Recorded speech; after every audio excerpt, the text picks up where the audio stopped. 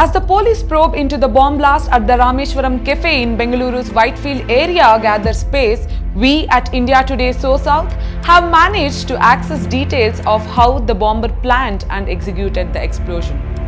Here's a look at the timeline of the Rameshwaram Cafe blast episode. At 11:30 am on Friday, the suspect wearing a cap and mask is seen walking into the food joint with a bag in his hand.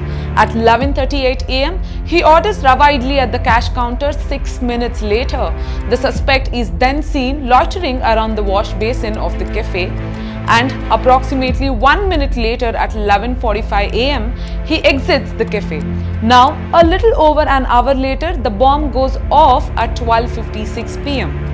This is the timeline of the events that transpired at Rameshwaram Cafe on Friday, leaving 9 people injured. He spent approximately 7 minutes at the cafe. Now, anyone who has been to any of the 4 Rameshwaram Cafe outlets in Bengaluru would have noticed that a large number of people gathered to have food there at lunchtime. It seems like the suspect was well aware of this fact and set the timer on the IED to go off an hour later, that is close to 1 pm. It appears that his motive was to target as many people as possible with the blast, since 12:30 pm to 3 pm is considered peak rush hour at the cafe.